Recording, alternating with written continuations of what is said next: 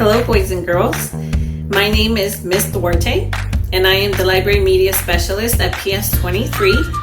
And today I'm going to read to you a book that is very, very special to me. It is called Unlovable.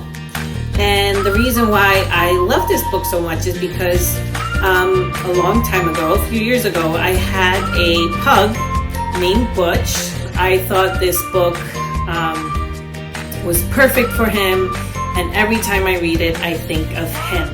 So I hope that you enjoy the book as much as I do, and stay tuned for the end of this video so that I can show you some pictures of my buddy Butch.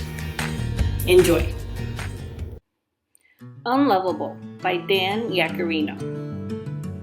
Alfred was unlovable. At least that's what the cat told him every chance he got. "You've got the ugliest mug I've ever seen. No one could love you."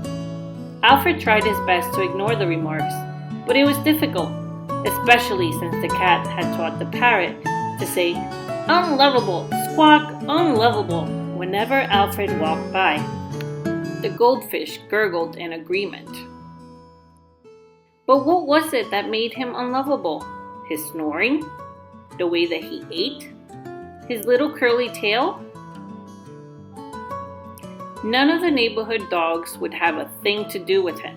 "His mouth is too small to hold a ball," a big German shepherd sneered. "His legs are way too short for running," snickered a greyhound.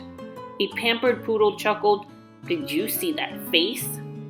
"Beat it, shrimp," growled a Doberman. "You couldn't even scare a mailman." Alfred didn't like staying in the house, since the cat was always making fun of him. The parrot was always squawking, "Unlovable," and the goldfish was always gurgling in agreement. So Alfred spent most of his time alone in the backyard. One day, a new family moved in next door. Alfred tried to see if they had a dog who might be his friend, but he was too little to look over the fence. As he was sniffling around, he heard something on the other side. "Hello?" Alfred called. "Hi," came the answer. "I'm Rex. I just moved in." "My name is Alfred," and without thinking, he blurted out, "I'm a golden retriever." "Glad to meet you," Rex replied. Alfred and Rex talked for hours. Alfred said he liked sleeping in the sun, dog food, and scratching. Rex did too. Rex said he hated baths and going to the vet. Alfred did too. It began to get dark. Soon it was time for dinner, and they both went inside. That night, Alfred thought about how much he liked Rex and how much they had in common. Then he thought about the fib that he told. Alfred was sure they'd be friends, as long as Rex never saw how unlovable he was. The next day, when Alfred and Rex were chatting, a squirrel jumped onto the fence between them. They both barked at it. The squirrel took one look at Alfred and climbed up a tree. Rex said, "You sure showed that squirrel who's boss, Alfred." But Alfred was thinking, "If Rex ever sees me, he'll run away too." "I'm going to dig a hole under the fence," Rex said one day. "Then I can squeeze through to your side and we can meet." Alfred heard Rex digging.